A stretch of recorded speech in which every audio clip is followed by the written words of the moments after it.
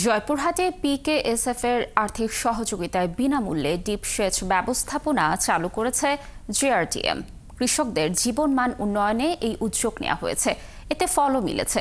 তাই আগ্রহ বাড়ছে অন্যান্য ফল বাগান চাষিদেরও।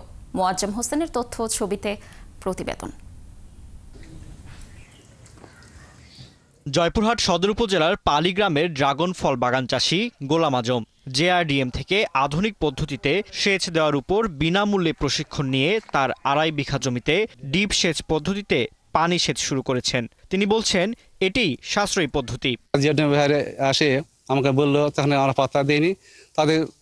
তারা একদম আমাকে প্রশিক্ষণ দেওয়া হলো, তারা অনেক জিনিসপত্র দিল, তাদের সব গাছের গোড়ায় পানি ঠিকমতো পাচ্ছি এবং অল্প সময়ের মধ্যে লেবার ছাড়াই সব গাছে পানি পৌঁছে যায়। এই পদ্ধতি ব্যবহারে শ্রম ও ব্যয় কমে লাভ বেশি হয়, আগ্রহ বাড়ছে অন্যান্য কৃষকদেরও।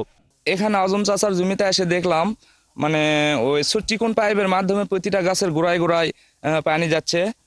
এটা দেখে আসলে খুব ভালো লাগলো এবং ফসলের এরকম ভাবে সেচ দিলে ফসল খুব উপকৃত হবে। তো গাছের গোড়ায় পানি ব্যবস্থা করে দেওয়া আছে, এখন আমরা পানি ওখান থেকে দিতে পারতেছি, সুবিধা হচ্ছে।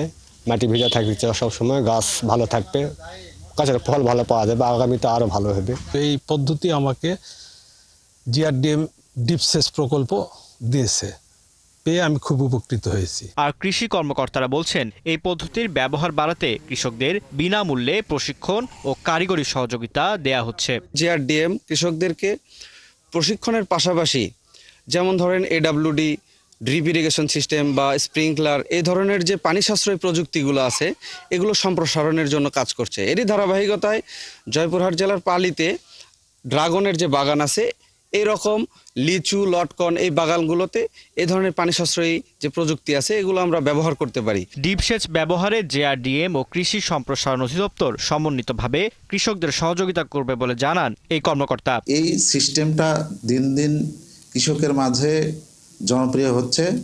তো এই সিস্টেম ইস্টাবলিশ এবং সম্প্রসারণের বিষয়ে কৃষি সম্প্রসারণ অধিদপ্তর থেকে আমরা যাবতীয় পরামর্শ এবং কারিগরি সহায়তা এবং প্রশিক্ষণ দিয়ে যাচ্ছি।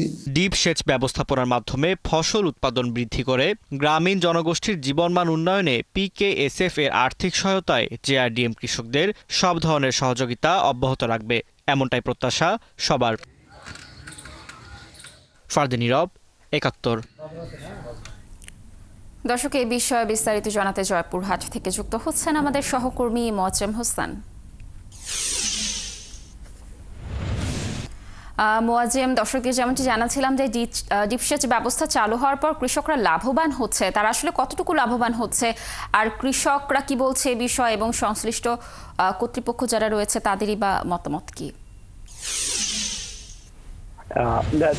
ধন্যবাদ আপনাকে। আপনি প্রতিবেদনে যেমনটি বলছিলেন, এই ডিপ সেচ পদ্ধতি যে আধুনিক পদ্ধতি আসার পরে কিন্তু জয়পুরহাটের কৃষকরা কিন্তু দারুণভাবে উপকৃত হচ্ছে।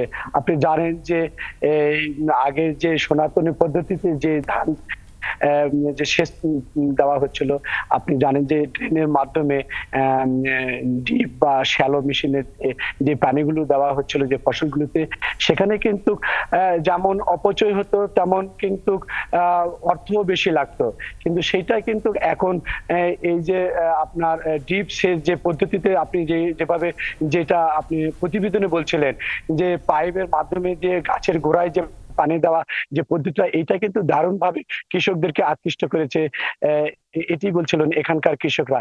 এখানে শুধু ড্রাগন ফলের জন্য না, এটা ড্রাগনের জন্য আছে লিচুর বাগান, আমের বাগান, কমলা, মালটার যে বাগানগুলো রয়েছে, যে বাগানগুলিতে আমরা একসময় সনাতন পদ্ধতিতে অর্থাৎ ঢালাও ভাবে পানি দিতাম, তখন দেখা যায় তো অনেক খরচ হতো এবং পুরা বাগানে কিন্তু ভিজে যেত এবং সেখান থেকে কিন্তু আগাছা গজাতো। কিন্তু এখন যে আপনি প্রতিবেদনে যেভাবে বলছিলেন যে একেবারে পাইপের মাধ্যমে একেবারে গাছের গোড়ায় পরিমাণ মতো পানি পড়ছে এবং সেটা কিন্তু আপনার একেবারে ফসলে কিন্তু যেমন উপকার হচ্ছে তেমন কিন্তু ফলও দিচ্ছে কৃষকদের ভালো। আপনি জানেন যে পানি একটা জীবন।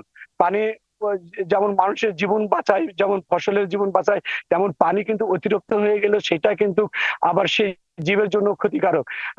তাই এই মানে এই যে পাম্প পদ্ধতিতে যে পানি দেওয়া আছে, এটা কিন্তু এখান কৃষকের দারুণ করছে।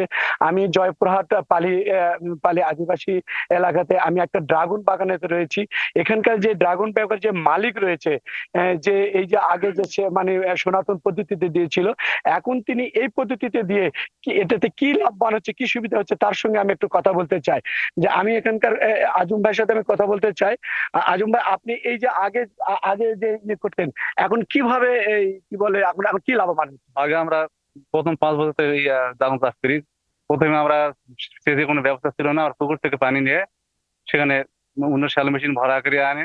কেন টাকা মানে অনেক সময় 3 ঘন্টা 4 ঘন্টা সময় লাগতো, 3টা লেবার লাগতো, তো অনেক খরচ বেড়ে যেত।